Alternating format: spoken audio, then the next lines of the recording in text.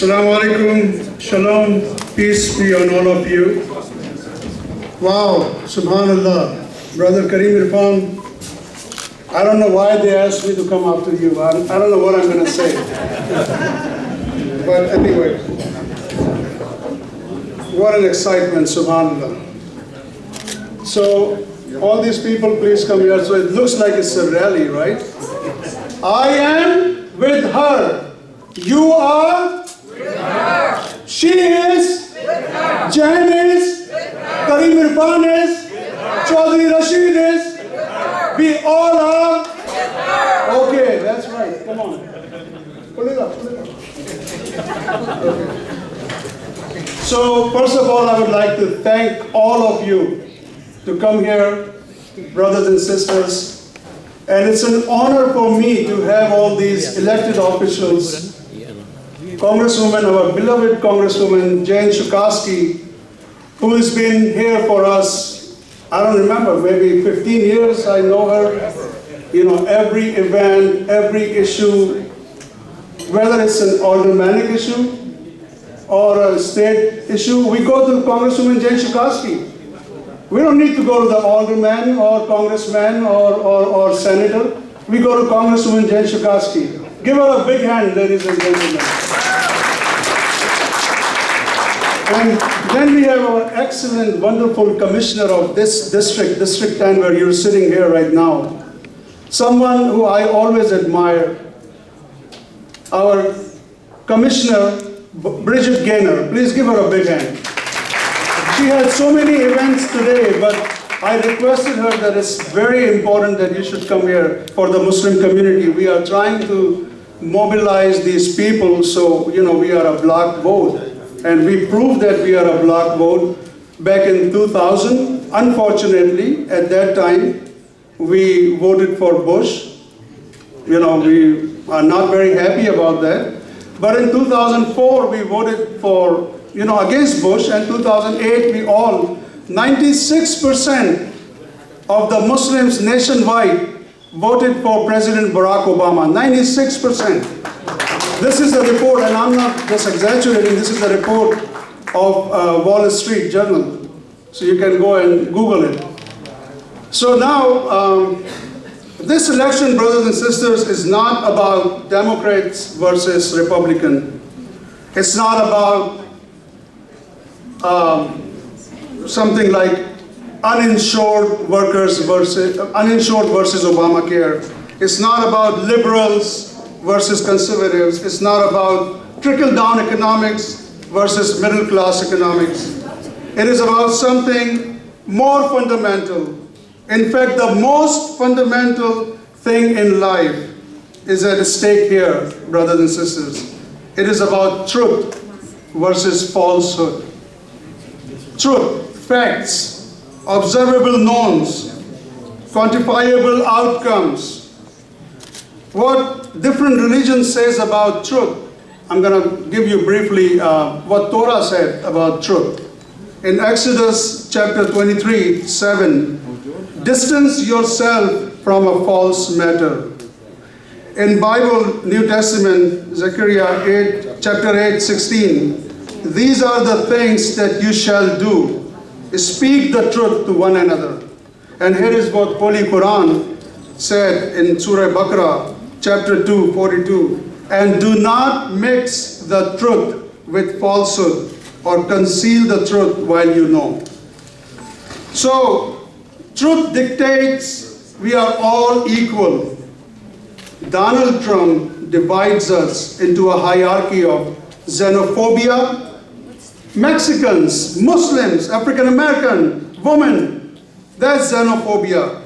The hateful ideology of Islamophobia has been elevated to a key policy outcome of a Trump campaign. Truth is about man and woman are equal, ladies and gentlemen. Trump is a misogynist, racist, and extremist of proportions unknown ever to run for president. Truth, excuse me, I'm telling about truth, so who is on the side of truth? Who's listening? Because if you're not listening, then you are on the side of, I'm not going to say, but Please pay attention here. Truth is about all people being equal regardless of race, color, or where they came from. Donald does not know this truth. He thinks Latinos are rapists, which is rich coming from a man who has a history of sexual assaults. Yes. Right? Yes. Now, truth is about the power of our example. That's what our president, our beloved president, the most intelligent, the most respectable president in the current history, President Bill Clinton said. Listen to this. Truth is about the power of our example, but not the example of our power. Right? Yeah, right.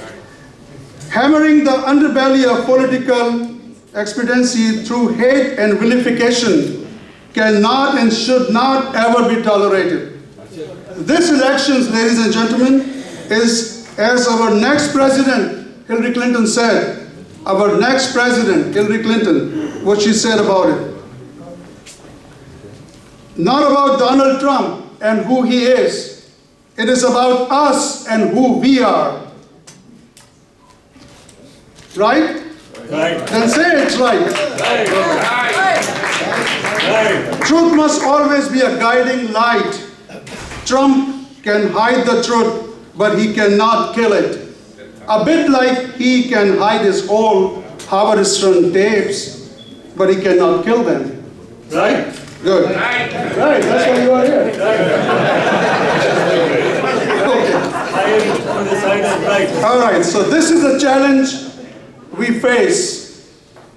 Do we want truth or do we want xenophobia? Truth. Do we want truth or do we want Islamophobia? Truth. Do we want truth or do we want bigotry? Truth. Do we want truth or do we want racism? Truth. Do we want truth or do we want jingoism? Truth. Do we want truth or do we want misogyny? Truth. Of course. One can at least understand a bigot like David Duke. He is not at least duplicitous, right? We know about him everything. His values, his views. Donald is like a traffic light, constantly changing. But his constant is that he's a liar. That's what his constant is. He's a liar. He's a liar. Yes. We cannot allow, ladies and gentlemen, brothers and sisters, hatred to send us into a tailspin of jingoism that will lead to a xenophobic, jingoistic narcissist to have a finger, his finger on the button. I tell you, the only button Donald should have on his fingers on is the edit button of his old tapes. Right. And look how that turned out, right? Right. So this is about truth. We need to come out and vote. And I'm going to ask all of you in this hall, how many people know, how many people have friends and family members in Iowa, Ohio, Michigan, Florida? How many people have? Philadelphia. Illinois. I would like you to promise me right now that you're going to call your relatives, your friends, your family members.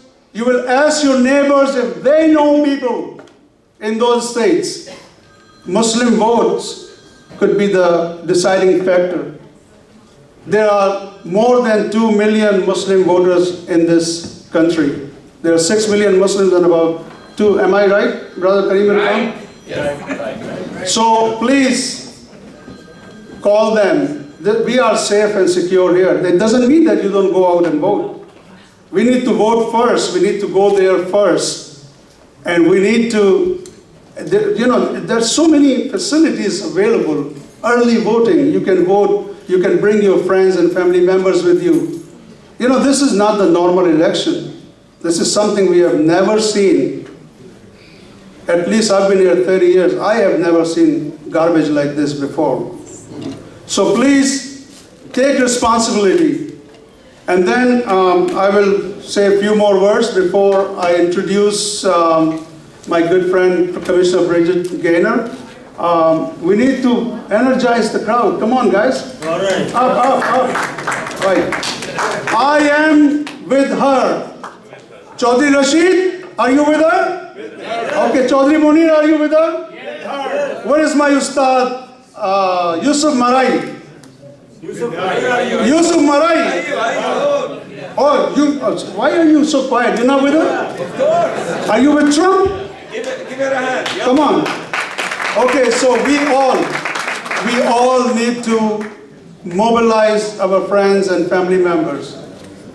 With all respect and love, I would like to thank you, Commissioner, that you came here. I know you had a busy schedule. Please, we have a lot of hopes for you. You are a commissioner of this district. I don't live in this district. I want you to go further and, run for something big, maybe governor next time. Yes, you will Give her a big hand. There's a smart man here, so.